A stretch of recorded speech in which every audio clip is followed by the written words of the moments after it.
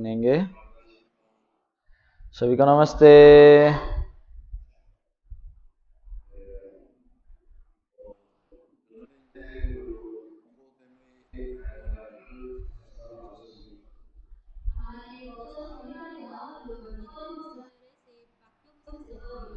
और पिछले शनिवार को मैं निकोदिमस का वचन को मैंने पूरा किया।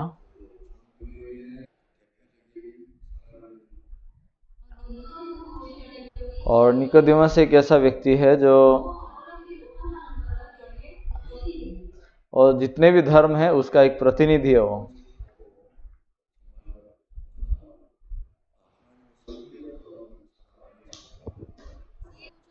वो एक ऐसा व्यक्ति है जो अपने हिसाब से परमेश्वर का सेवा कर रहा था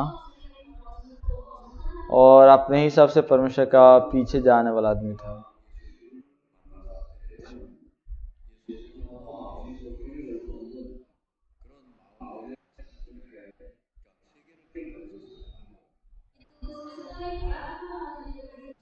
लेकिन अंत में जब उसको देखते हैं और यीशु को जब मिलता है, यीशु के साथ उसका बातचीत नहीं बन पा रहा है।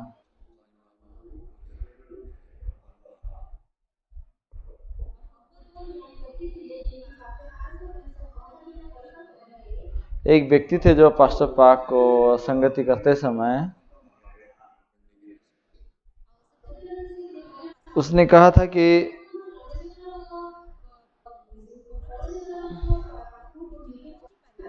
वो कहा कि मैं परमेश्वर के पास पहुंच सकता हूं।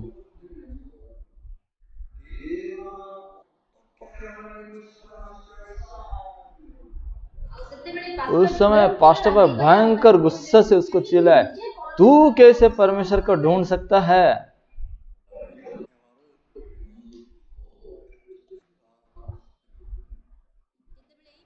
जब आप इस प्रकार बातों को सुनेंगे तो आप सोच सकते हैं कि ये क्या बोल रहे हैं।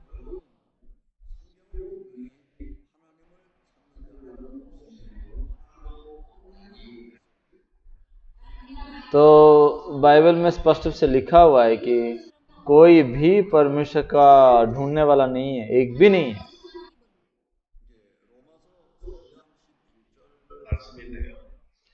और रोमियो 3 अध्याय का 11 वचन में ऐसा वचन लिखा हुआ है।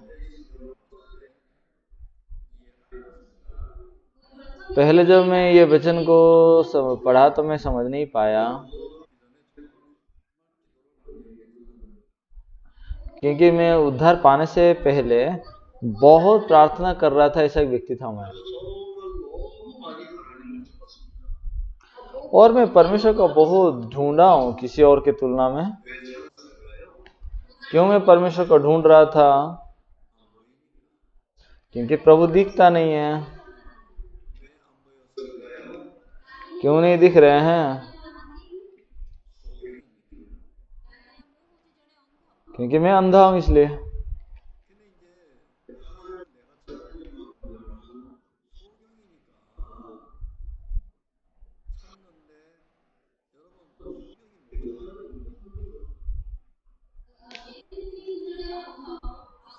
मैं अंधा हूं इसलिए मैं परमेश्वर को ढूंढ रहा हूं। लेकिन अंधा कैसे परमेश्वर को ढूंढ सकता है? वो ढूंढ नहीं सकता।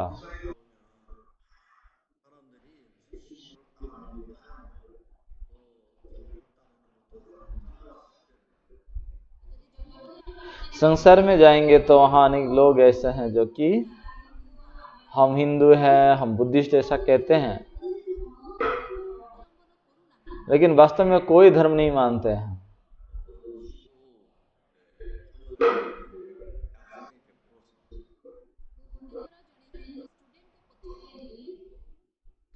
एक दिन मैं हिंदू स्टूडेंट को पूछा, आप हिंदू हैं? वो बोला हाँ। मैं बोला, आप हिंदू धर्म को विश्वास करते हैं? वो बोला हाँ।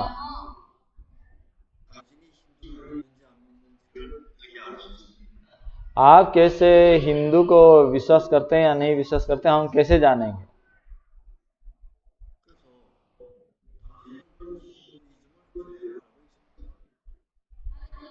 तो फिर क्या तुम हिंदू धर्म को अच्छे से जानते हो?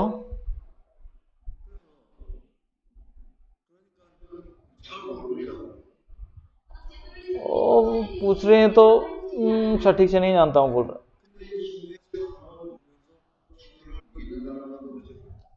जब आप हिंदू धर्म के बारे में चिंताधारा विचारधारा कहीं नहीं जानते तो आप कह रहे हैं कि आप हिंदू को मानता हूं, इसका मतलब क्या है?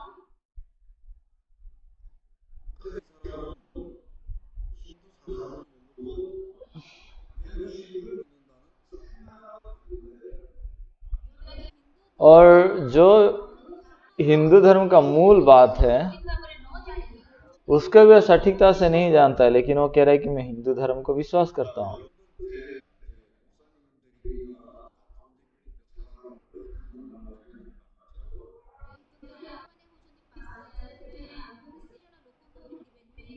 तो आप पास्टर लोग हैं इसलिए आगे को बहुत लोगों को मिल सकते हैं।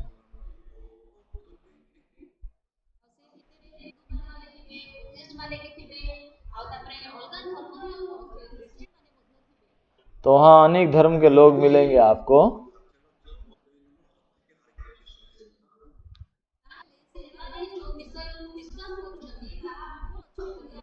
तो जो लोग विश्वास करते हैं कि ये गलत है करके, उसको आप क्या सिखाएंगे?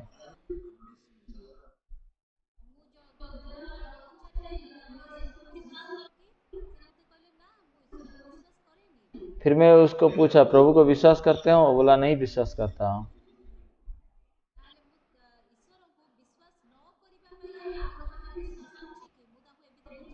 मैं उनको पूछा कि परमेश्वर को अविश्वास करने के लिए तुम्हारे पास विश्वास है क्या?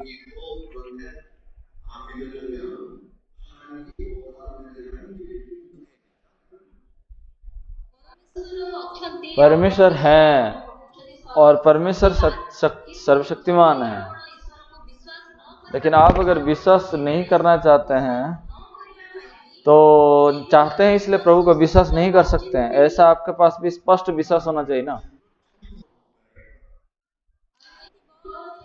वो जिंदगी में पहली बार ऐसा सवाल को सुना होगा वो।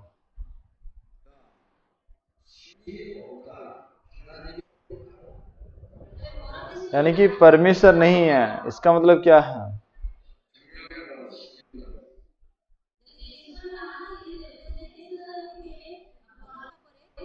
प्रभु नहीं है कहते हो तो जरा वर्णन करो। वो वर्णन नहीं कर सका वो।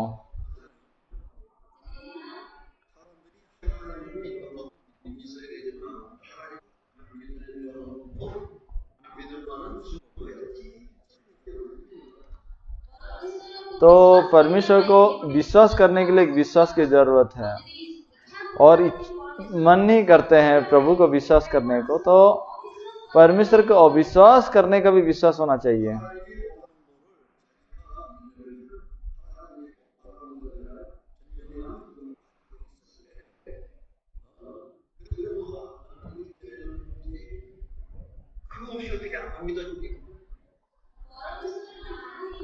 परमेश्वर नहीं है करके अगर आप जानते हैं और कह रहे हैं तो वो परमेश्वर को विश्वास ना करने का स्पष्ट विश्वास होना चाहिए। अगर वो वाला बात आपका स्पष्ट नहीं है, वो विश्वास नहीं है, तो कैसे आप परमेश्वर का विश्वास करेंगे? एक आदमी ने कहा स्वर्ग नरक क्या कुछ है? ऐसा कुछ नहीं है।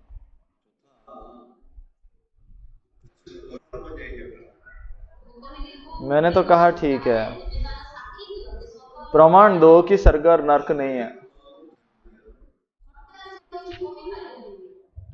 वो कुछ और नहीं बोल सका।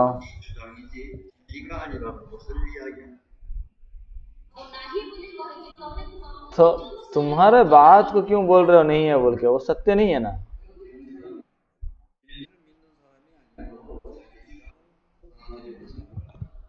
इसका मतलब आप एक सत्य को विश्वास करने वाला आदमी नहीं है। आप सिर्फ अपने सोच को बहुत दृढ़ता से विश्वास करते हैं।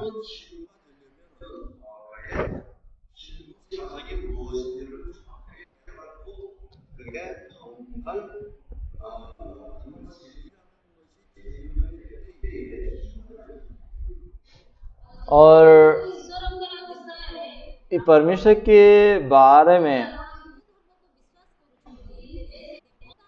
आप अगर हिंदू धर्म को विश्वास करते हैं तो देवताओं के बारे में स्पष्ट रूप से जानना चाहिए, तब जाके आप विश्वास कर सकते हैं कि आप हिंदू है बोल के। तो मैंने पूछा था,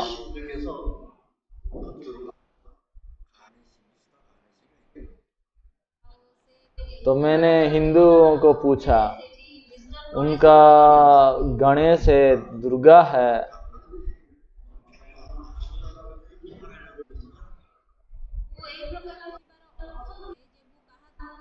मैं किसको तुच्छ मानने की बात नहीं या नीचा देखने का मन से मैं नहीं बोला।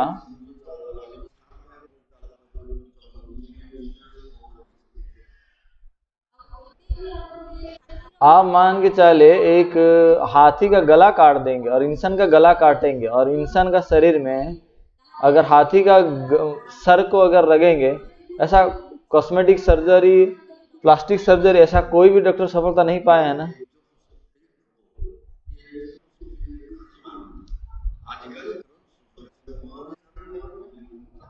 भारत में एम्स हॉस्पिटल बड़ा है, सीएमसी भी बड़ा है, तो ऐसे हॉस्पिटल में भी क्या ऐसा सर्जरी कभी संभव हुआ है और डॉक्टर लोग सफलता को पाए हैं करके मैं आज तक नहीं देखा हूं।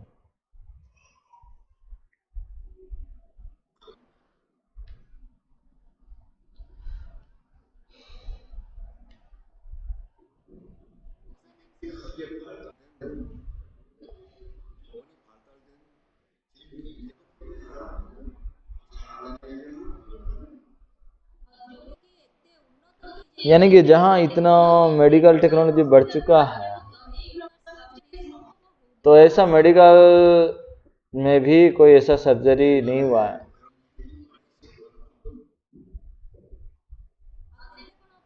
तो आपको क्या लगता है वो जमाने में ऐसा घटना क्या सच में हुआ है?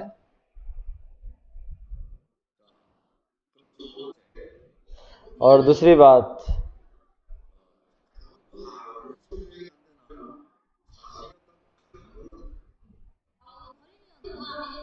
मान के चलो कि हाँ पिछले जमाने में ऐसा हुआ था,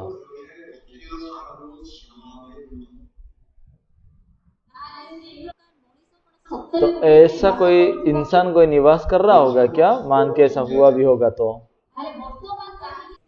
हाथी का मस्तक और इंसान का देह होके अगर लोग जी रहे थे, अभी क्यों नहीं जी रहे हैं?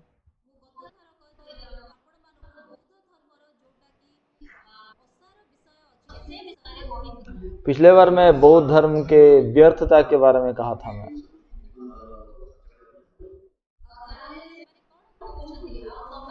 वो लोग क्या कहते हैं, बौद्ध धर्म में कहते हैं कि तुम्हारा कल्पना में सोचना भी मत कि किसी को मारेंगे। इंसान पानी नहीं पिएगा तो जी नहीं सकता ना। और पानी के अंदर तो अनेक जीवाणु जीते हैं।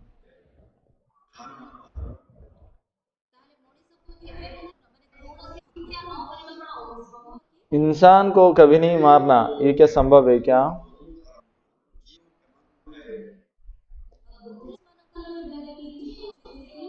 और बुद्ध धर्म का शिक्षा के अनुसार अगर देखेंगे, सब मनुष्य सिर्फ नरक ही जाएगा।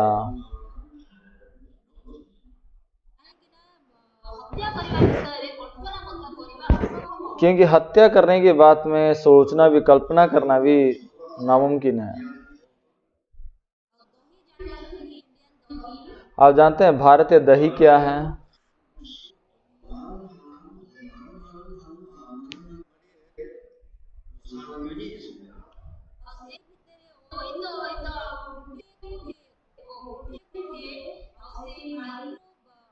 तो करोड़ करोड़ छोटे छोटे जीवाणु हैं और उनका भी जीवाणु का भी जीवन होता है।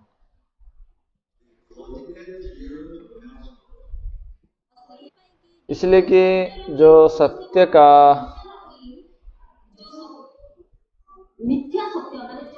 जो एक सत्य का कोई अस्तित्व नहीं है, ऐसा सत्य नहीं स्थिर रहेगा।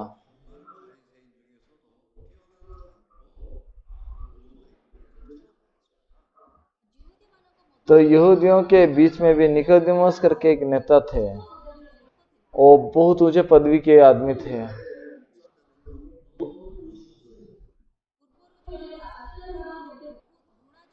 तो पहले पास्टर बन जाना मेरे लिए बहुत नफरत की बात था।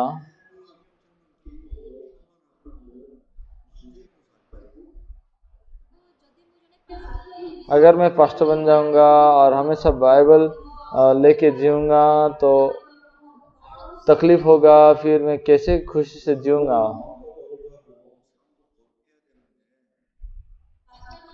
तो पास्टर लोगों का जीवन और मन भी पवित्र होना चाहिए।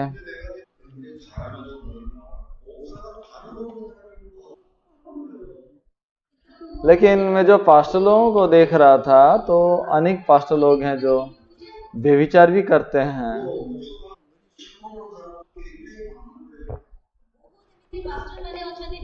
और ऐसे पास्टर लोगों को भी मैं जानता हूं जो शराब पिए हैं, शराब पीते हैं पास्टर काम करके।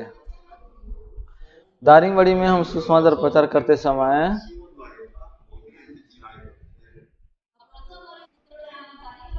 हम दारिंगबाड़ी जाने से पहले वहाँ एक गांव है सिमनबाड़ी करके एक जगह है।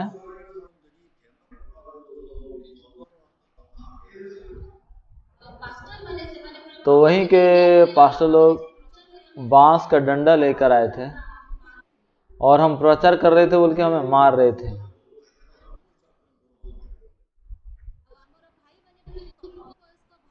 और हमारे भाई लोग बहुत कम उम्र के हैं, इसलिए उनको देख के हमारे भाई लोग भी डर गए। तो उनमें से ऐसा स्थिति में वो थे कि अपने पेड़ में सुसु कर देंगे इतना डर के मारे।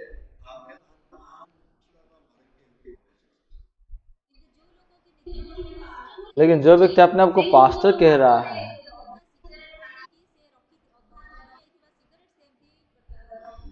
तो वो आधा जला हुआ सिगरेट का अपने पास रखा हुआ था।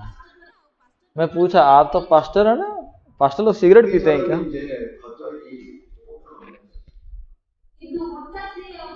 वो अचानक और कुछ भी नहीं बोल सका वो।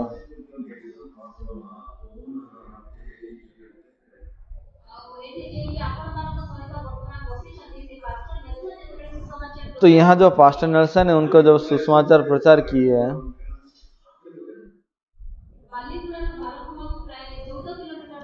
बालीगुड़ा से बाराखमा ऐसा 14 किलोमीटर की दूरी होगी।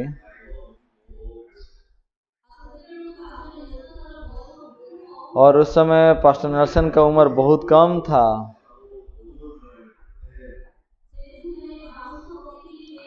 वो बांस को गाड़ के टेंट डाल के सुसमाचार प्रचार करने को जब उठे थे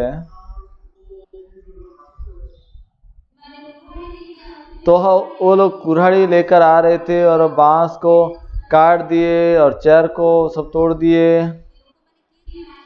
जानते हैं वो लोग कौन थे? वो लोग पास्टर लोग ही थे। वो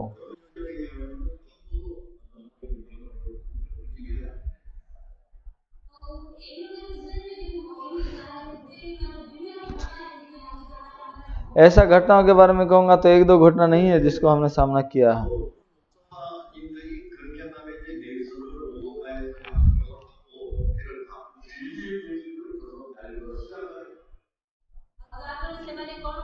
तो लोग क्या किए, पास्टर नेल्सन को पकड़े और दो पास्टर लोग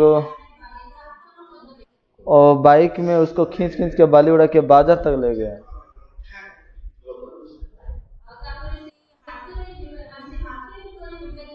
तो बाजार में जो मंदिर है उसके सामने उसको ले गए।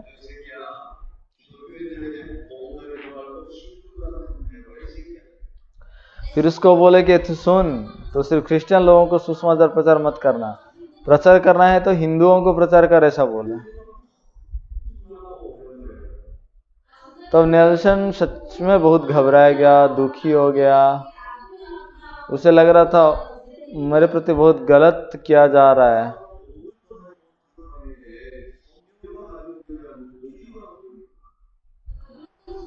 तो जो व्यक्ति सुसमाचार प्रचार करने के लिए आया है तो उस पास्टर को बाइबल को लाने के बदले ये आदमी कुल्हाड़ी लेके लड़ने आया था और वो प्रचार रोकने के लिए।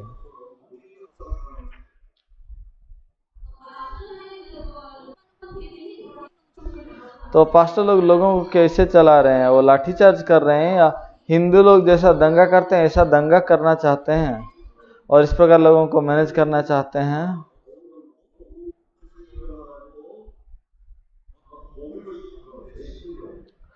तो वहां पे तुरंत पास्टर एंडरसन वहां से उठकर चिल्ला के सुसमाचार प्रचार किए।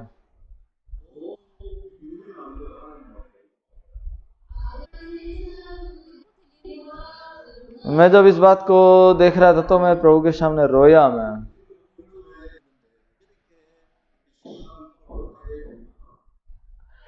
हे प्रभु, हम इस प्रकार सुसमाचार को प्रचार करना चाहिए, लेकिन इतना भयंकर सतावा क्यों दे रहे हैं प्रभु?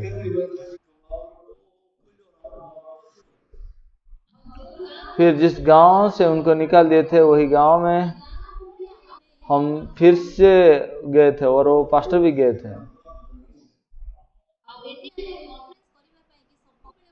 तो भारत में कॉन्फ्रेंस करने के लिए हमेशा एक जगह प्रस्तुत है, जानते हैं कहाँ? वो जंगली आम का पेड़ है। भारत में जंगली आम का पेड़ बहुत बहुत प्यारा है।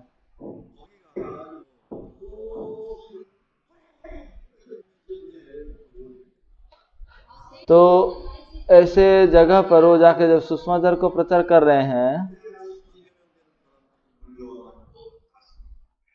तो उस समय 30 के आसपास लोग वहां एकत्रित हुए और उनका वचन को सुन रहे थे।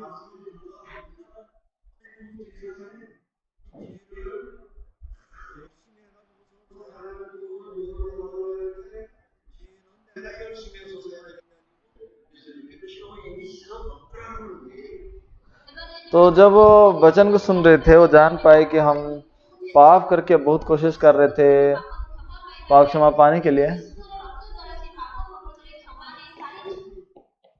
लेकिन यीशु के लहू के द्वारा पाप क्षमा हो चुका है।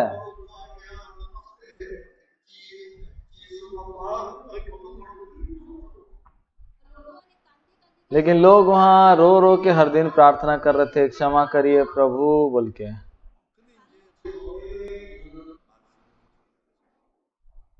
लेकिन जैसे उन्होंने बाइबल में जो वचन है उसको सुने, ये सब के सब उद्धार को पाए।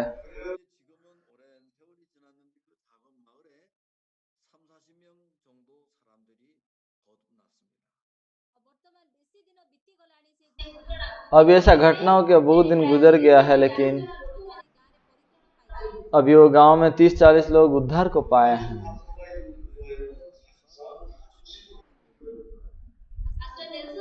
पास्टर नेल्सन जहां पे रहते हैं वो चर्च एक पूरा गांव के अंदर की एक चर्च है और वहां पे इंटरनेट भी अच्छा नहीं है।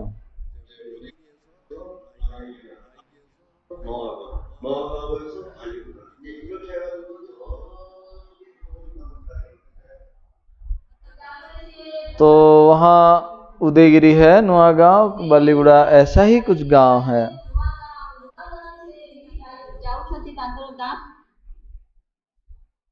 ऐसे उदयगिरी राय क्या हो कि अपने गांव को जाते हैं।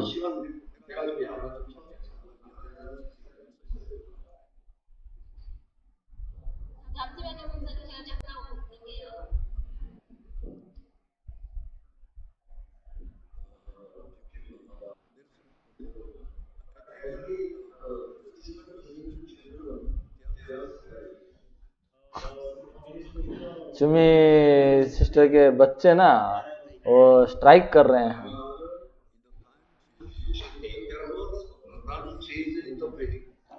मेरा माँ मेरा ख्याल रखने के बजाय वो बस अनुवादन करते रहती है।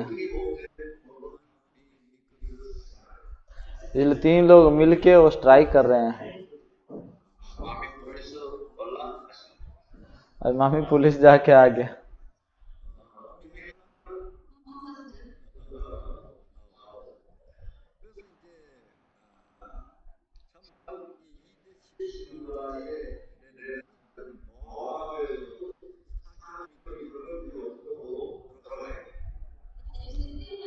तो सिरतिगुड़ा करके जगह है वो नुआ गांव से 4 किलोमीटर और अंदर जाने का वो जगह है वो।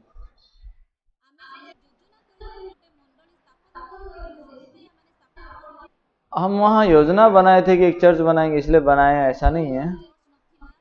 पहले भी वहाँ चर्च नहीं था।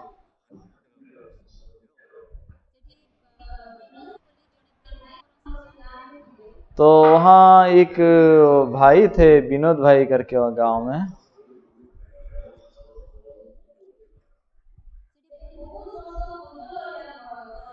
पहले समय की घटना है। और मैं एक बार पास्टर नेल्सन को भेजा, तुम वहां जाके सुसमाचार प्रचार करो। तो हर दिन वो किसी और के घर में खाता था, किसी और के घर में रहता था, तो कौन पसंद करता उसको।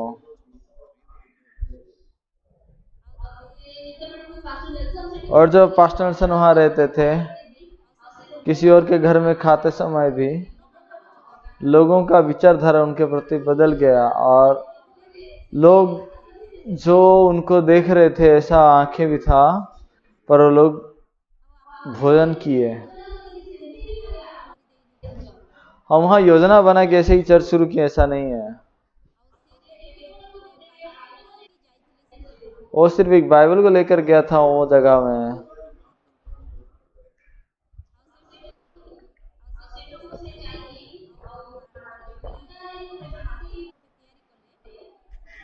वहां जाके वो ईंट का, मिट्टी का एक घर बनाया।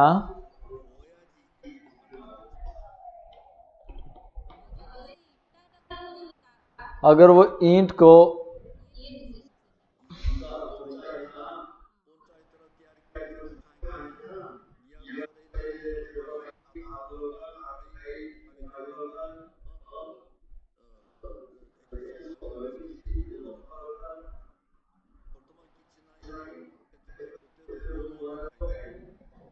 तो वहाँ ईंट से घर बनाने के लिए पैसा चाहिए, ईंट जलाने के लिए लकड़ी भी चाहिए, और अभी घर भी चाहिए।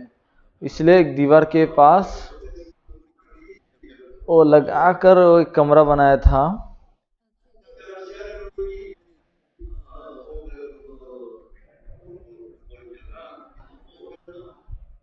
तो वो छोटे वाला घर में रह के प्रचार किए थे। लेकिन मानसून के समय में सारे दीवार जो है टूट गया बारिश के कारण। अभी जगह भी नहीं रहा, सोने का भी जगह नहीं रहा। इसलिए पास्टर नेल्सन कहा कि क्या करूंगा, क्या करूंगा, क्या करेंगे, नहीं, क्या नहीं करने से होगा।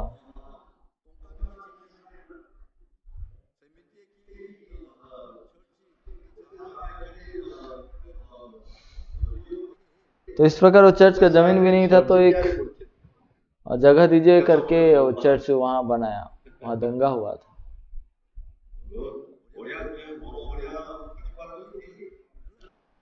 उड़िया में बोल रहे हैं पास्टर, तो समझ सकते हैं क्या।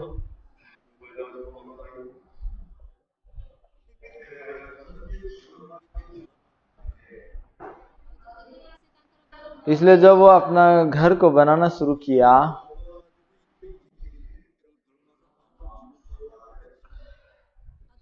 तो उनका जो अच्छा, उनका घर जो है पानी का,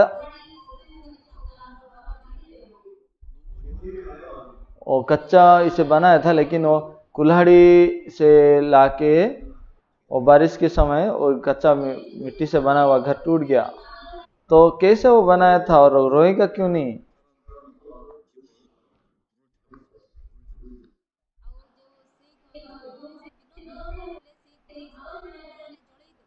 तो विनोद भाई जिस घर में रहता था उसको आग से जला दिए थे।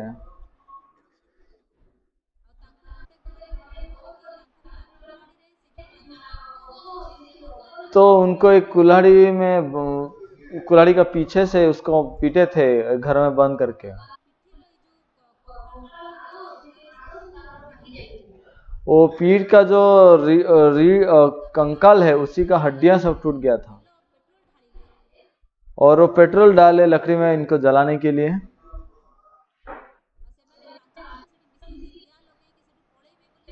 और 5 लोग जब वहां मिलके भाग जाएंगे करके कोशिश कर रहे थे, लेकिन वो सोचे कि मर गया है, छोड़ के चले गए वो।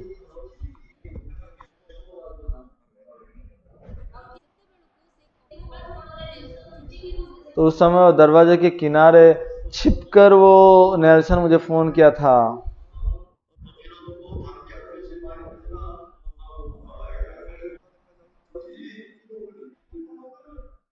तो उन्होंने मुझे बताया कि पास्टर पास्टर बहुत डर लग रहा है, वो विनोद भाई को मार दिए ऐसा लग रहा है। मुझे लगता है कि वो मर गया होगा। तो मैं बोला अभी तक क्यों वहां छिपा है, तो वहीं से भाग जा।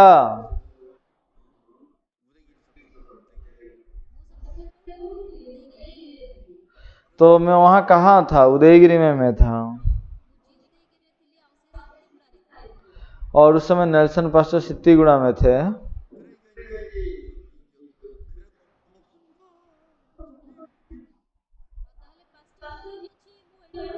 ठीक है पास्टर, मैं यहीं से भागूंगा करके उन्होंने कहा।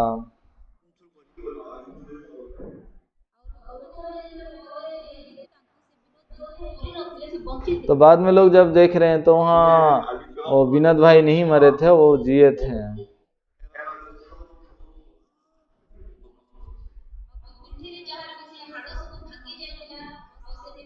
तो जिसका पीठ में सब हड्डी टूट गया था, ऐसा भाई को खींच खींच के वो पहाड़ पे भाग गए। और जब वो लोग पहाड़ को गए, पहाड़ में भालू उनको मिलने आ गया।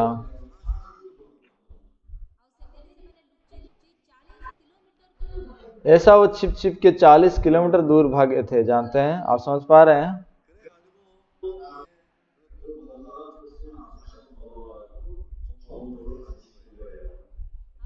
फिर जैसा दंगा खत्म हो गया तो उसके बाद वो जगह पे लौट कर आया, फिर वहां पे वो घर बनाया। लेकिन नेल्सन पास्टर को मैं एक भी रुपया नहीं दिया।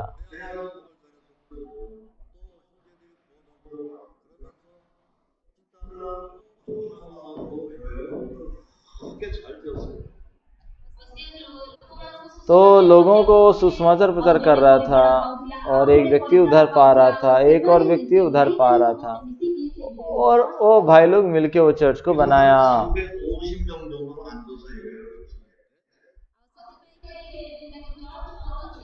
इसलिए अभी एक चर्च हॉल है जहाँ पे 350 लोग बैठ के और सर्विस कर सकते हैं।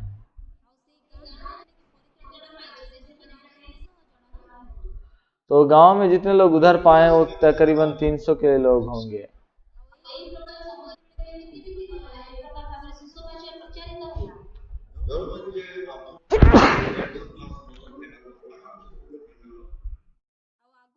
ऐसा ऐसा समय गुजरने के बाद वहां पे बहुत लोग उधार पाए। अभी पास्टर नेल्सन को वहीं से निकाल कर दूसरी जगह में भेजूंगा, वो भी नई जगह जाएंगे।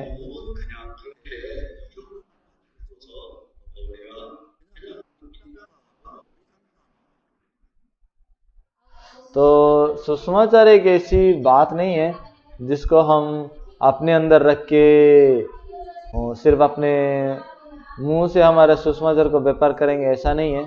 या हमारा मस्तिष्क को व्यवहार करेंगे, ऐसा नहीं है। लेकिन सुसमाचार के द्वारा जीने का मतलब क्या है?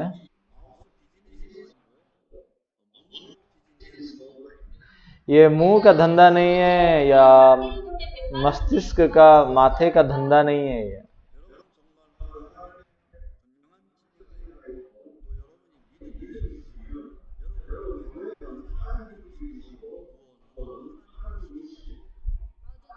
तो आपके अंदर अगर स्पष्ट सुसमाचार का ज्ञान है तो, और विश्वास अगर है तो, आपका कलीसिया को परमेश्वर खुद सुरक्षित रखेंगे। मैं यहाँ ओमान में रहता हूँ।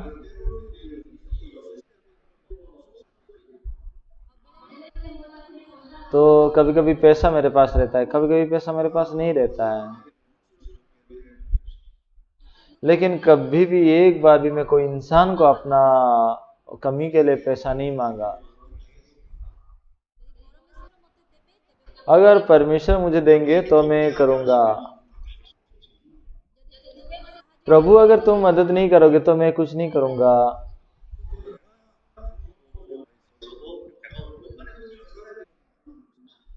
इसलिए मैं ओमान में रहता हूं, परंतु ओमान में अच्छे से जीने का मेरा कुछ भी मन नहीं है।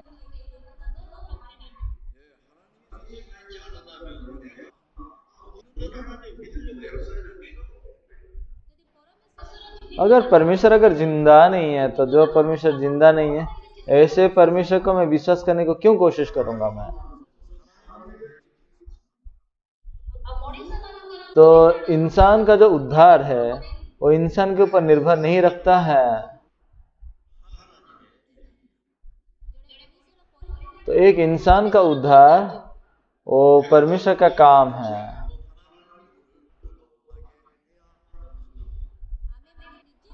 तो हम अपना आप से उद्धार पाएंगे ऐसा नहीं है। परमेश्वर मुझे उद्धार देना जरूरी है।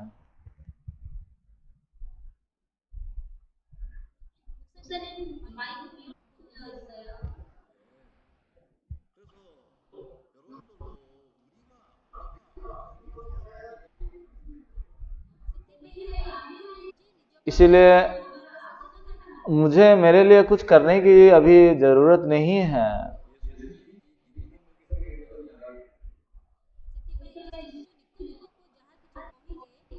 तो अभी इसमें से जो निकोदिमस को जो कुछ भी कहा है,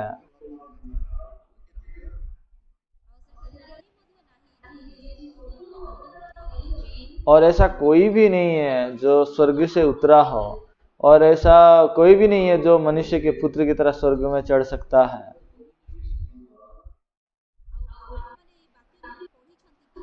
आप लोग ये वचन को कभी पढ़े हैं क्या? यूहन्ना 3:13 अध्याय में एक वचन है।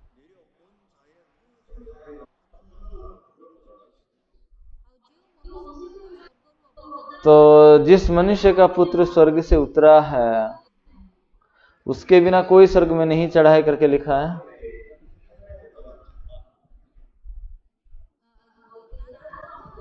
इसका मतलब क्या है?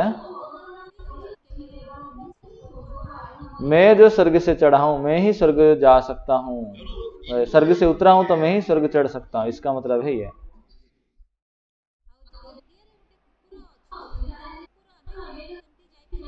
तो भारत में कुत्ता है तो अमेरिका कैसे जा सकता है? वो अकेले जा सकता है क्या?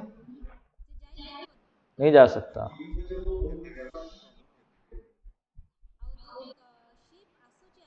तो जो जहाज अमेरिका से आता है उसके अंदर वो जाने से होगा, या फिर अमेरिका को एक हवाई जहाज जा रहा है उसके अंदर ये जाने से जा पाएगा।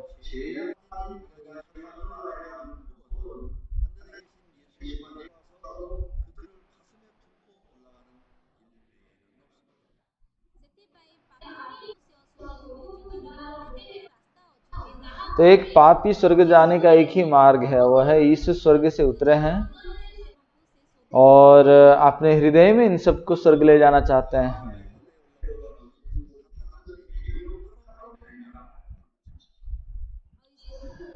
तो मनुष्य कैसे स्वर्ग जा सकता है? केवल एक ही उपाय है उसके लिए, वो है जो स्वर्ग से उतरा है। वो जब उस मनुष्य को स्वर्ग ले जाएगा तब वो जाएगा। आमीन।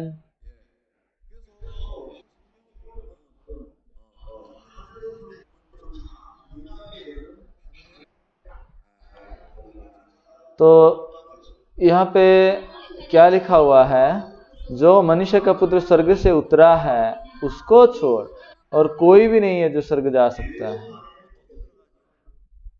तो हम मसीह के अंदर कैसे प्रवेश कर सकते हैं? और स्वर्ग में प्रवेश करने का तात्पर्य क्या है? उपाय क्या है?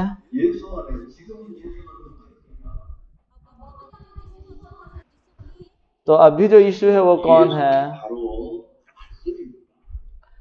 ये यीशु मसीह है, परमेश्वर का वचन। आमीन।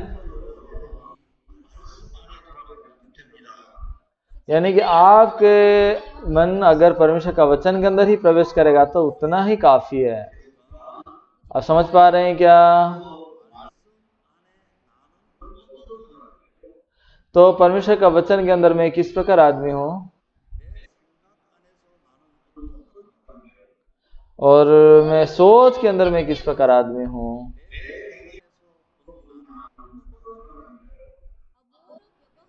और मेरे व्यवहार के अनुसार मैं किस प्रकार आदमी हूं। और परमेश्वर के प्रतिज्ञा के अंदर मैं कौन हूं।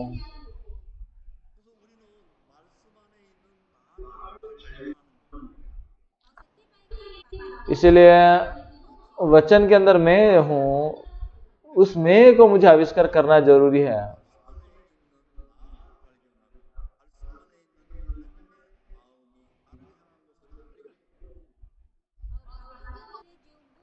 तो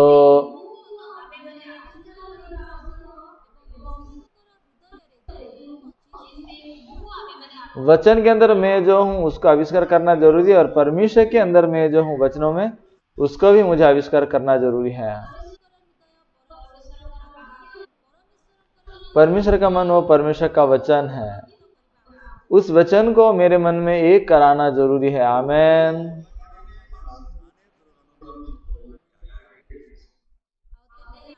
तो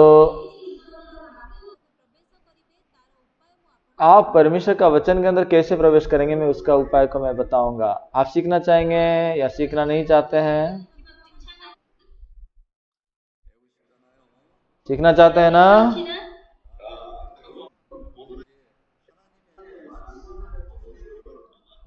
तो फिर परमेश्वर का वचन के अंदर आज हम कैसे प्रवेश करेंगे ये सीखेंगे।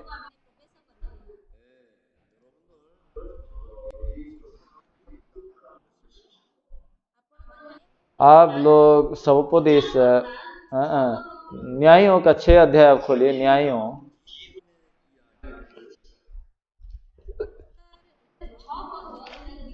न्यायों का 6 अध्याय गिदियन की कहानी लिखता है वहां पे।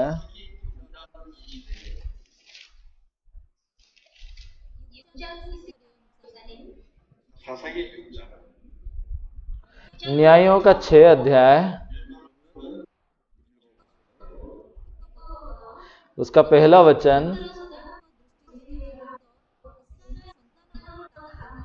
तब इस्राएलियों ने यहोवा की दृष्टि में जो बुरा किया, इसलिए यहोवा ने उन्हें मिद्यानियों के बस में 7 वर्ष कर रखा।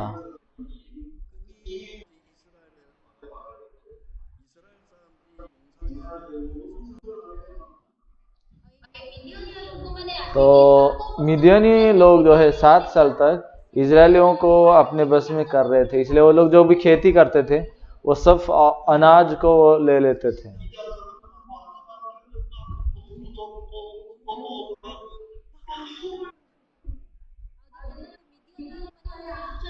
तो मिद्यानी लोग जब आ रहे हैं बोल के वो सुनते थे, वो डर जाते थे और बहुत डर जाते थे, फिर छिपने की कोशिश करते थे। तो वहां पे लोग कैसे बोल रहे थे, अरे आगे आगे आगे, फिर से आगे, देखो देखो मिद्यानी लोग फिर आगे। तो फिर दूसरा वचन अगर आप देखेंगे तो लोग कहाँ छिपे हुए हैं।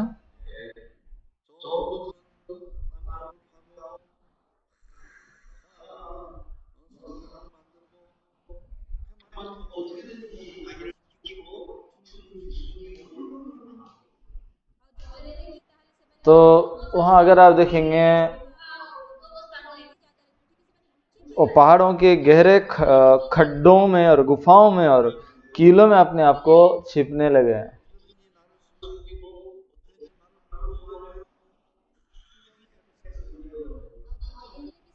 तो जो भी है वो अपने आप को छिपाने की चाहते हैं, अपने आप को बचाने की चाहते हैं, बहुत कोशिश करते हैं। सही है, ऐसा कर रहे हैं ना?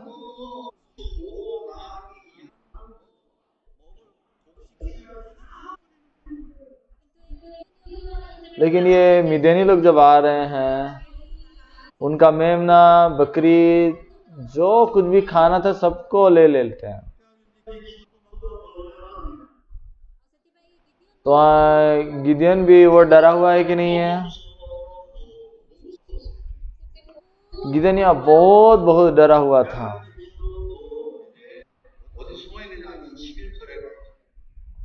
तो 11 वचन में अगर आप देखेंगे कहाँ छिपा हुआ है गिदियोन।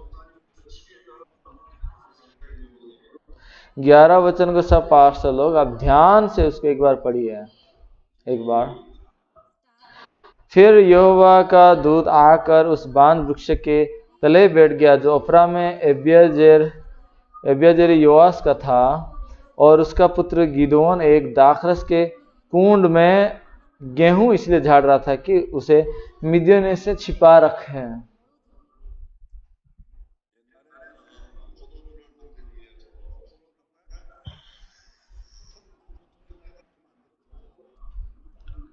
तो पहले क्या था, वो दाखरस बनाने के लिए क्या करते थे,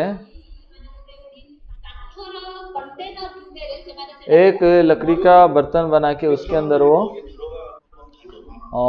गेहूं मलते थे, गेहूं झाड़ रहे थे, और उसे अपने पांव से वो लोग उसे रौंदते थे, और जब उसको रौंदते थे पांव में तो वहीं से जो एक और रास्ते से दाखरस सब निकल रहा था निचोड़ के।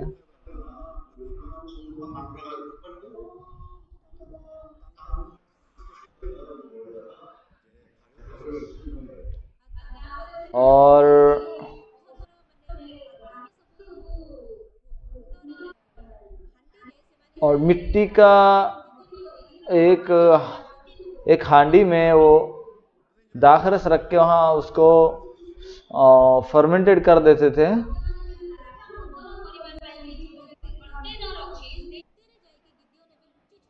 तो अभी दाखरस मलने के लिए जो कंटेनर है उसमें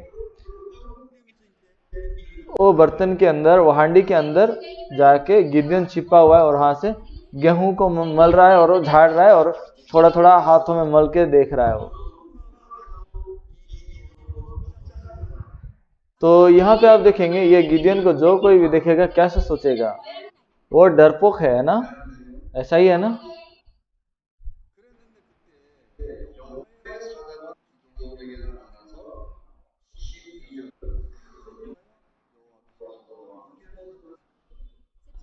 तो उस समय 12 वचन अगर आप देखेंगे वहां उसको यहोवा के दूत ने दर्शन देकर कहा, हे सूरवीर सुरमा, यहोवा तेरे संग है।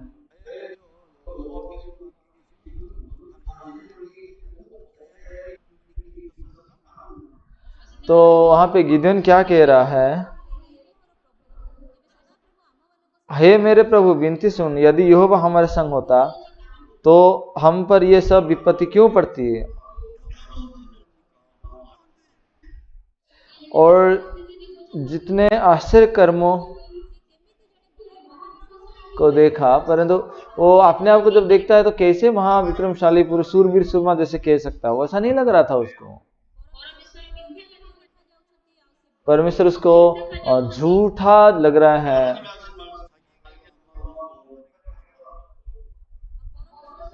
और परमेश्वर उसको जो वचन को दे रहे हैं वो परिस्थिति के साथ वो मेल नहीं खा रहा, उसको अपने आप को देखने से भी मेल नहीं खा रहा है। वो जो अपने आप को देख रहा है, अपने सोच को जो सोच कर रहा है तो बहुत स्पष्ट और सटीक दिख रहा है।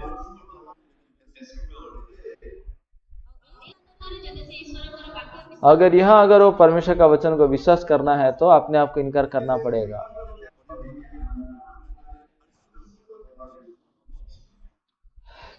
तो जब तक मैं अपने सोच को इनकार नहीं किया हूं तब तक ये नामुमकिन है कि परमेश्वर का वचन को विश्वास कर सकूं।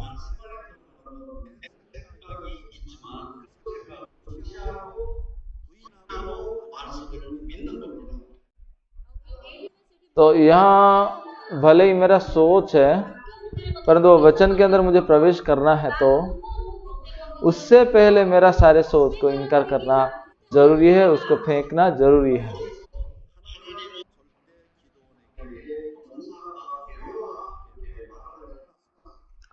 तो यहाँ पे अगर आप देखेंगे परमेश्वर कभी भी गिदियोन को नहीं कह रहे हैं कि तुम एक महाविक्रमशाली बन जाओ बोल के, लेकिन प्रभु उसको कहा कि तू महाविक्रमशाली पुरुष है, यानी कि सूरवीर सुरमा है। क्या मैं तो इतना डरपोक हूं?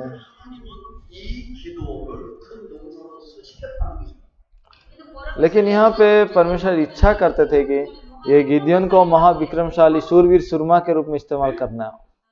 आमेन।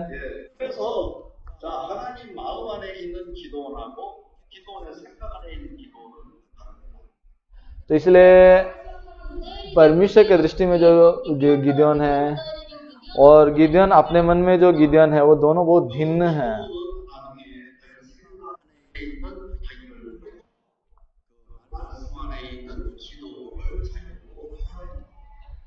और इसलिए गिदियोन अपने आंखों में जो गिदियोन है उसको इनकार करके परमेश्वर का वचन के अंदर जो गिदियोन है उसको ग्रहण करना चाहिए। और गिदियोन कौन सा स्थान में यह महाविक्रमशाली पुरुष बन गया?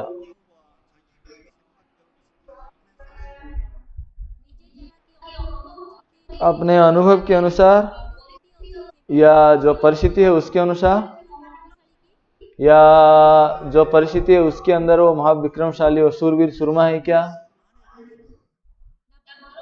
या फिर परमेश्वर का वचन के अंदर और परमेश्वर का मन के अंदर वो महान सूरवीर सुरमा है?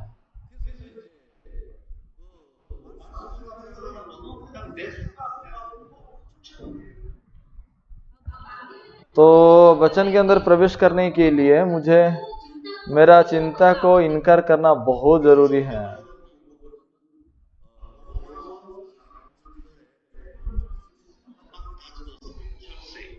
तो रोमियो 3 अध्याय बाइबल खोलने से ऐसा एक वचन लिखा जाता है। पवित्र शास्त्र क्या कहता है रोमी 4:3 में? तो यहाँ पे बहुत महत्वपूर्ण बात है कि पवित्र शास्त्र क्या कहता है करके लिखा। तो आप जो सोचते हैं वो महत्वपूर्ण नहीं है।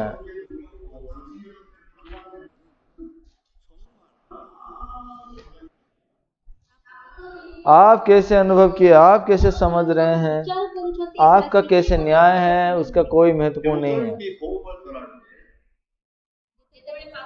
जब कोई पास्टर लोग सुसमाचार को प्रचार करते हैं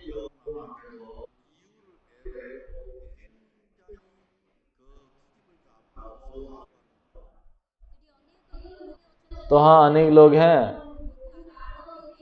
तो जो कारण बताएंगे और बिना कोई कारण नहीं है फिर भी अपना युक्ति को बनाना चाहेंगे।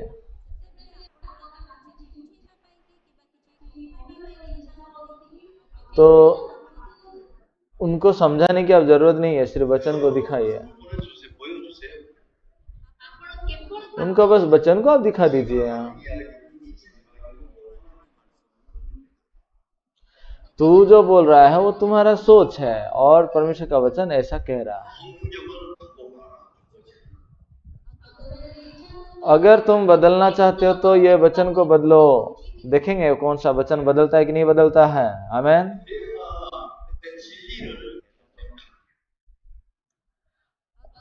और तुम ये सत्य का विरोध क्यों करते हो, प्रतिरोध क्यों करते हो? तुम मसीह को सता रहे हो।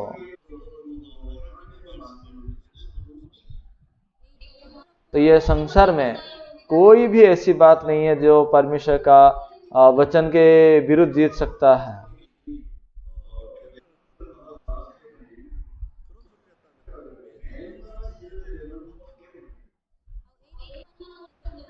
और इन दिनों में हम संगति करते हैं पास्टर लोगों के साथ। एक पास्टर ने ऐसा सवाल किया था, हम हर दिन का पाप के लिए हमें क्या करना है?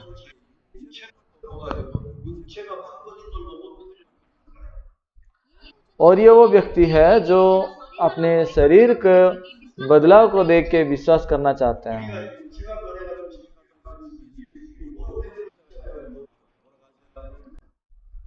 अगर वास्तव में हमारा शरीर को बदलाव से हम स्वर्ग जा सकते थे तो फिर किस वजह से यीशु मसीह क्रूस में मारे गए?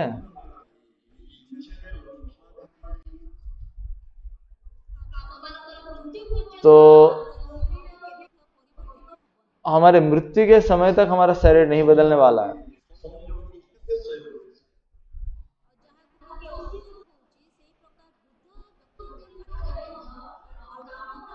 तो जो 80 साल का बूढ़ा है उसके दिल में भी कामना का भावना होगा कि नहीं होगा? तो व्यभिचार का मन को होगा कि नहीं होगा?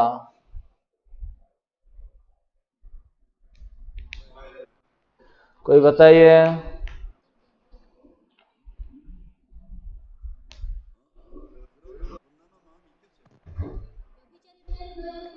तो व्यभिचारी का मन होगा कि नहीं होगा? ये तो इंसान मरने समय तक रहेगा।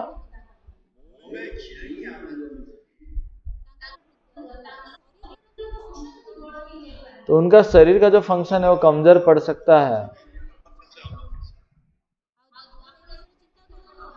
तो आप इसके बारे में सोचिए। तो आप कुछ भी नहीं कर रहे हैं, लेकिन नाक में वो गंध सूंघ पा रहे हैं ना।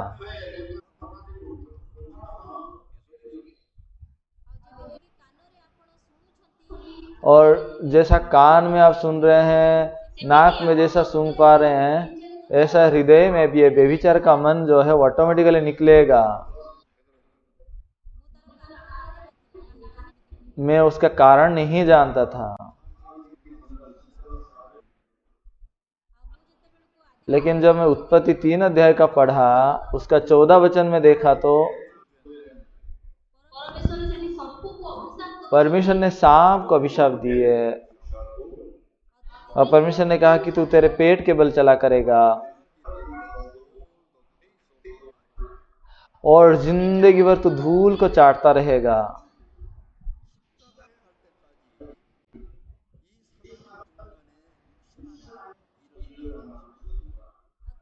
और यानी कि इसका मतलब ये है कि जितना दिन तक तुम्हारा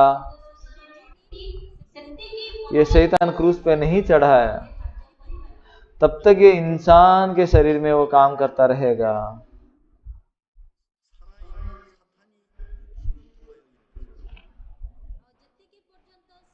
तो क्रूस में जब तक क्रूसार्पित नहीं हुआ है, तब तक शैतान मनुष्य का शरीर में जीवित रूप से काम कर रहा था।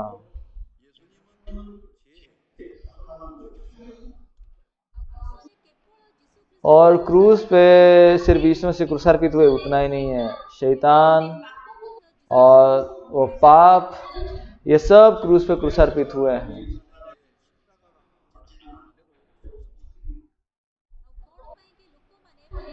और अभी लोग सब क्यों ठगे जा रहे हैं? वो लोग अब मरा हुआ शैतान के द्वारा बहकाए जा रहे हैं। आप समझ पा रहे हैं?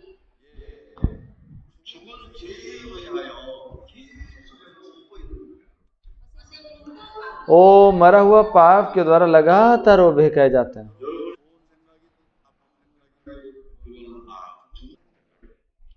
आपका अच्छा सोच, बुरा सोच, सब मरा हुआ सोच ही है।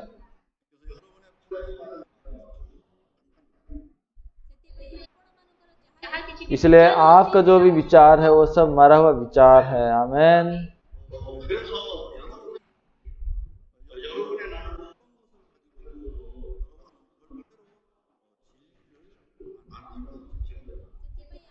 इसलिए आप चाहे जितना भी आप कोशिश क्यों ना करें, कोई भी बात को लेके आप सत्य को नहीं बना सकते हैं।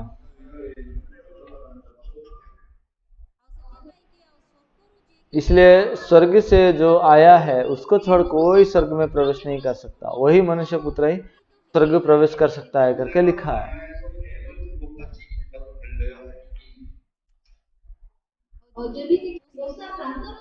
जैसा मूसा रेगिस्तान में, जंगल में सांप को ऊंचा उठाया था, उस प्रकार मनुष्य पुत्र भी उठाया जाएगा। यानी कि जो कोई जो उस पर विश्वास करे वो विनाश ना हो, अनंत जीवन को पाए।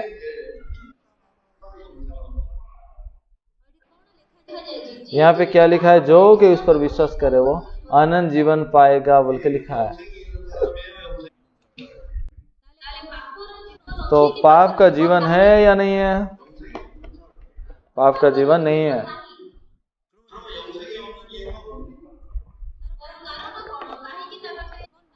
उसका वजह क्या है कि पाप का जीवन नहीं है?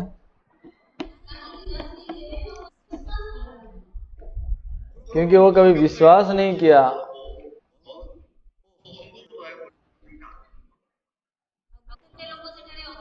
एक व्यक्ति है जो चर्च जाता है, प्रार्थना करता है, ऑफरिंग भी देता है, सब कुछ करने के बाद भी विश्वास नहीं करता है।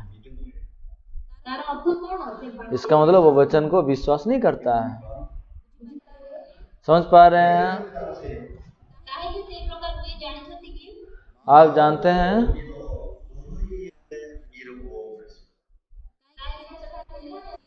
क्योंकि वहां लिखा हुआ है कि तुम हृदय में विश्वास करोगे तो उद्धार पाओगे, मुंह से अंगीकार करने से। रोमी 10:10 में लिखा जाता है,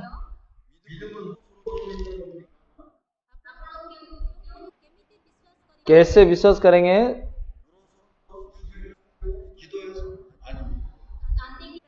रो रो के प्रार्थना करके 10 देके।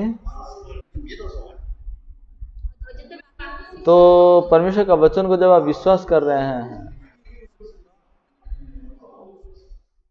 तो आप कैसे विश्वास करते हैं? व्यवहार के द्वारा या हृदय में वचनों को सीधा विश्वास करेंगे?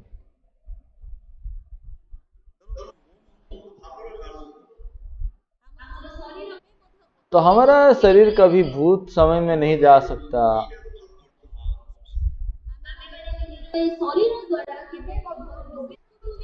तो हम ये शरीर के द्वारा हम भविष्य में भी नहीं जा सकते।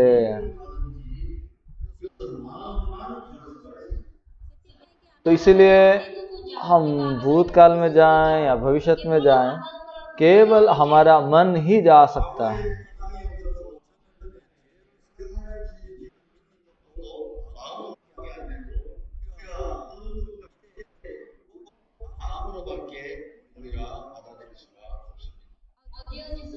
तो जो यीशु मसीह जगत का पाप के लिए संसार पे आया था, वो हमारे सारे पापों को धो दिया है। उस यीशु को विश्वास करना भी अपने दिल से ही हम कर सकते हैं, और स्वर्ग को जाना वो भी अपने दिल से ही संभव हो पाएगा। हम दिल से ही स्वर्ग जा सकते हैं।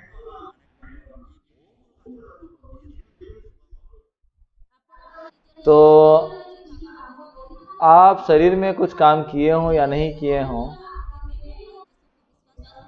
अपने शरीर के द्वारा कभी यीशु को विश्वास नहीं कर सकते।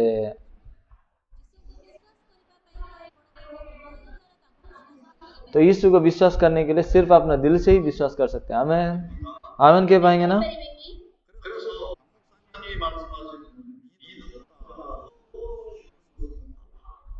जैसा पास्टर पा कहते हैं कि विश्वास से और आसान बात और कुछ भी नहीं है।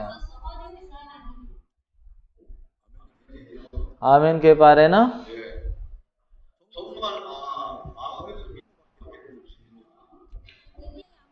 इसलिए हृदय में विश्वास करने से होगा।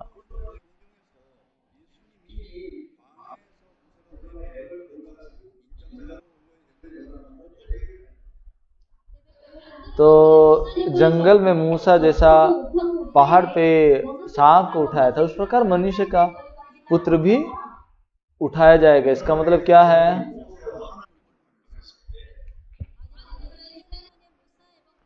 तो इजरायली लोग जब मूसा और परमेश्वर के विरुद्ध में कुड़कुड़ाने लगे,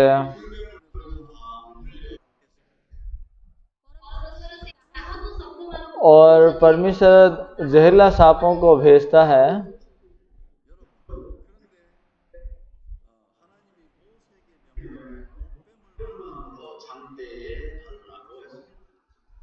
तो वहां पे परमेश्वर मूसा को आज्ञा दे रहे हैं कि तुम एक पीतल का सांप को बना के खंबे पे लटकाओ। तो जो कोई भी सांप के द्वारा डसे जाएगा वो मरेंगे।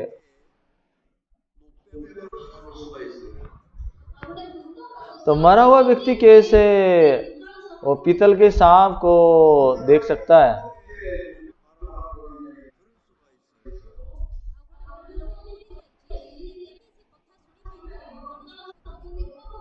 तो एक मरा हुआ व्यक्ति कैसे से बात सुन पाएगा और पीतल के सांप को देखेगा जब कहा जाएगा भी तो?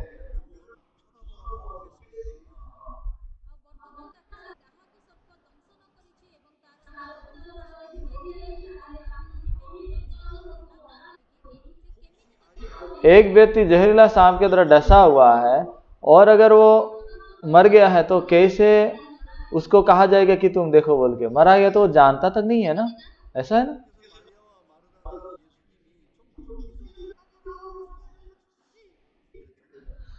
मार्था मरियम क्या कर रहे हैं? यीशु मसीह को बोल रहे हैं कि आप मरने से पहले आना चाहिए था ना यीशु, आप देर में क्यों आए? अभी आ रहे हैं आप। तो पूरा मर जाने के बाद अभी क्यों बोल रहे हो? वो मर के 4 दिन हो चुका है, दुर्गंध है वो भी।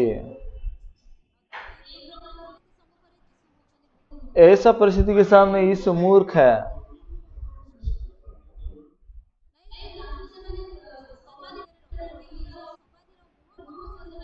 वो समाधि में उसका रख के अपना समाधि का मुंह को भी बंद कर रखा है।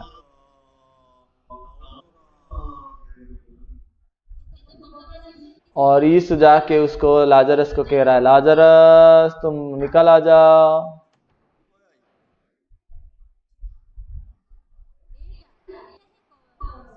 यही है विश्वास। लाजरस सुन रहा है, बोल रहा है, नहीं बोल रहा है, कोई महत्वपूर्ण नहीं है। लाजरस निकल कर आ जाओ।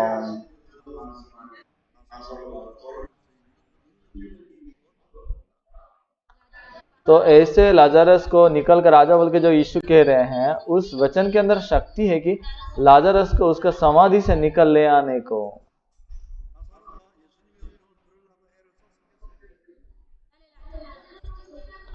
तो लाजरस क्या कोशिश कर रहा होगा क्या यीशु का आवाज को सुनने को?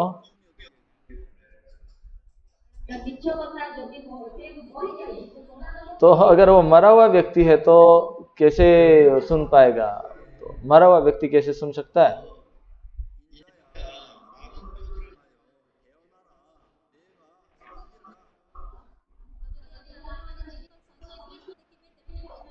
अगर यह जिक्र 37 अध्याय पढ़ेंगे तो क्या लिखा है वहां पे? हे मनुष्य के संतान, ये हड्डियों को तुम आदेश दो, वो जीवित हो जाएंगे। तो मर गए हैं इसलिए वो सब हड्डियां हैं वो।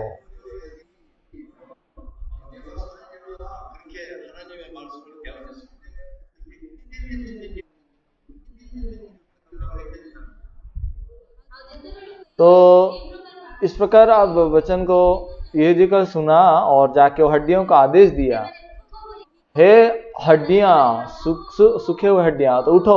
वो लोग हाँ हाँ हाँ हाँ करके वो उड़ के आगे क्या, उनका तो कान पूरा सड़ गया होगा और उनका मुंह भी नहीं है, सड़ गया है। और किस मुंह से वो सुने, किस कान से सुने और किस मुंह से वो बोले?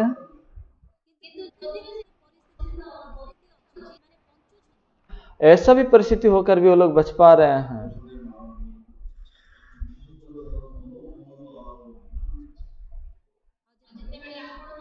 और आपका मन जब मरा हुआ होता है, कोई आशा नहीं है,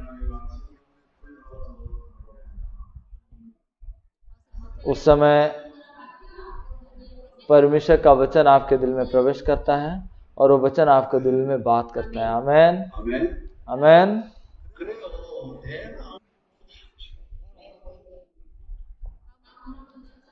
तो मेरा मन मर गया है या बच्चा जिंदा है?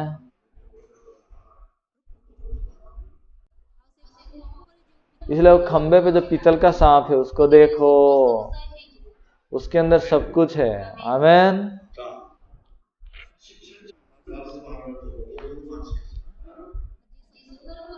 एक 17 वचन पढ़ूंगा और खत्म करूंगा। यूहन्ना 3 अध्याय का 17 वचन।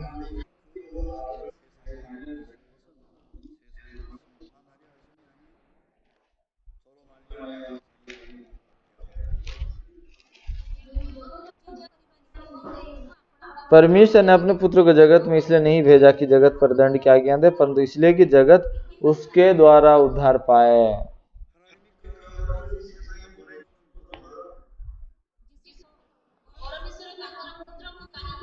यीशु मसीह अपने पुत्र को क्यों संसार में भेजा, क्या वजह है? वो न्याय करने के लिए, दंड देने के लिए, या उद्धार करने के लिए?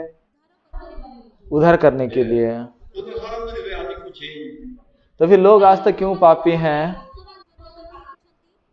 लोग अभी भी पापी क्यों हैं? क्योंकि वो अपना अपना खुद का न्याय खुद कर रहे हैं। समझ पा रहे हैं?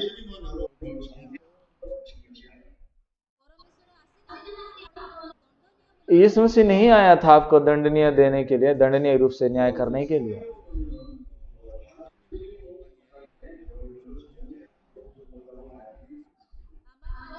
तो हम अगर यहाँ बाइबल को देखेंगे तो यीशु मसीह ये संसार में आपको न्याय करने के लिए नहीं आए हैं।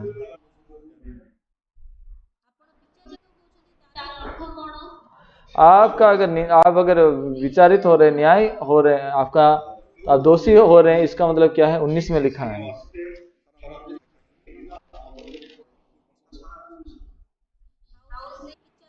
और दंड की आज्ञा का कारण यह है कि ज्योति जगत में आई है और मनुष्य ने अंधकार को ज्योति से अधिक प्रिय जाना, क्योंकि उनके काम बुरे थे। आप समझ पा रहे हैं ना?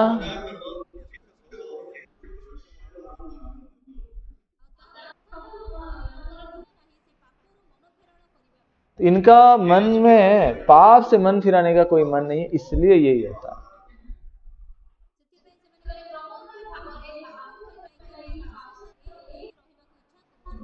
इसलिए वो लगातार पाप करके पाप के साथ एक होकर जीना चाहते हैं।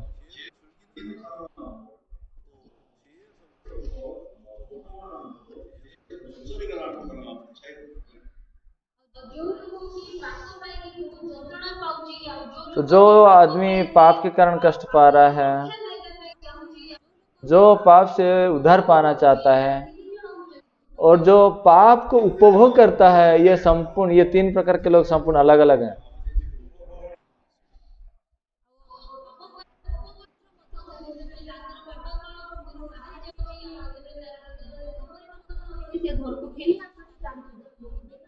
तो उड़ा पुत्र भी जब मन फिरा के पिताजी के घर लौटता है तो उसका मन सच में भिन्न था।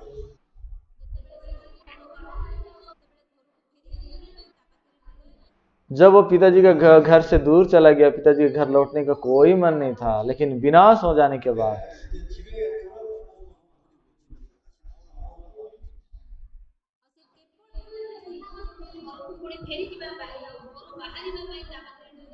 वो अभी बस घर लौटना चाहता है, लेकिन वहां हृदय नहीं है उसका।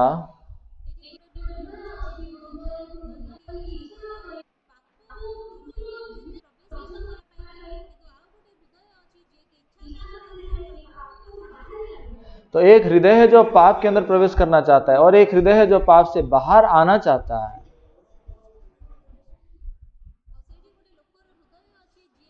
इसलिए एक आदमी है जो पाप के द्वारा ठोकर खाए और पाप से लौटता है, और एक आदमी है जो पाप के अंदर प्रवेश करना चाहता है। क्यों किसका मन फिरावा नहीं हो पा रहा है?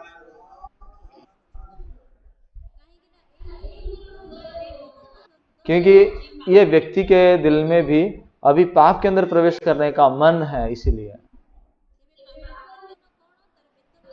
पाप का मजदूरी क्या है? वो मृत्यु है। मैं यहाँ भूखा मर रहा हूं, और अगर ज्यादा यहाँ रहूंगा तो मैं मर जाऊंगा, रह नहीं सकता।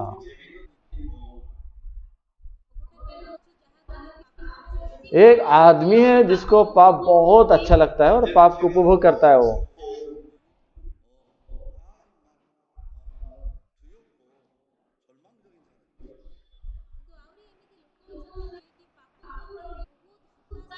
एक और प्रकार के लोग होते हैं जो पाप के प्रति बहुत निराश हो चुके हैं और पाप को नफरत आ गया है और पाप में और रहना नहीं चाहते हैं। समझ पा रहे हैं?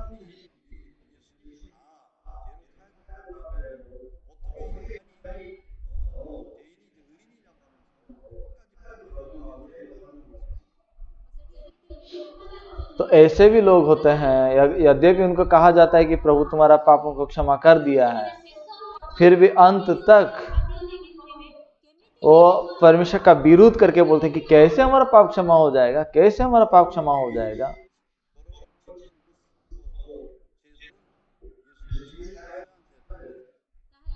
तो हमारा जो दैनंदिन पाप होता है, क्या उन पापों को यीशु क्षमा कर दिया है कि नहीं किया है? किया है ना?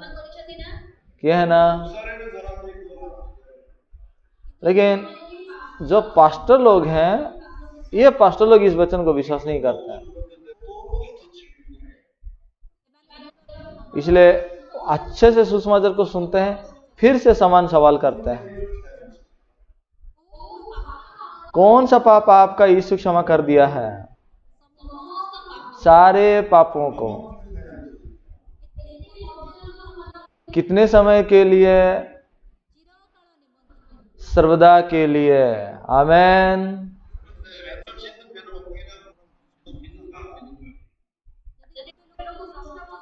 एक व्यक्ति सवाल कर रहा है दैनंदिन पाप को, उस पाप के बारे में मैं क्या करूं, तो वो यीशु को विश्वास करता है कि नहीं करता है? वो इसका मतलब है वो गंध है, वो नरक को जाने के लिए प्रस्तुत हो रहा है। ऐसे आदमी का पास्टर होने की कोई योग्यता भी नहीं है,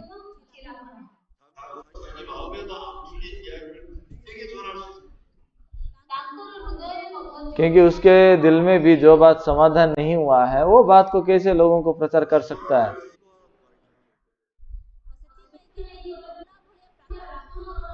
इसलिए वो लोग सिखाते हैं कि तुम मरने जैसा प्रार्थना करते रहना,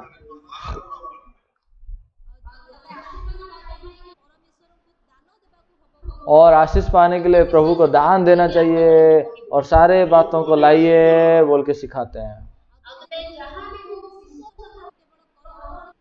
तो जो भी है तुम विश्वस्त रूप से करो बोल के वो सिखाते हैं।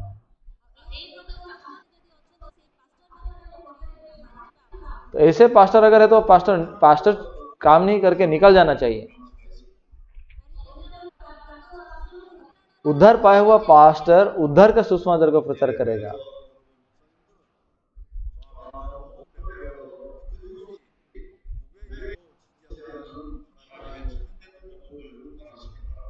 तो CLF में जो ट्रेनिंग ले रहे हैं सारे पासवान, आप लोग जैसे किसी से भी आप नहीं हारेंगे, ऐसे आप सुसमाचार को प्रचार कीजिए। आमेन।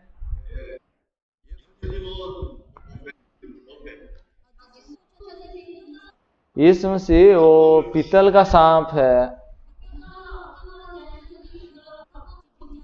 पीतल का अर्थ है न्याय।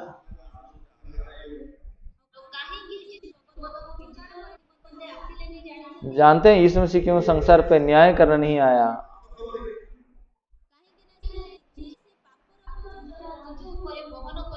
क्योंकि यीशु अपने ऊपर सारे पाप का न्याय ले चुके हैं, इसलिए। हालेलुया।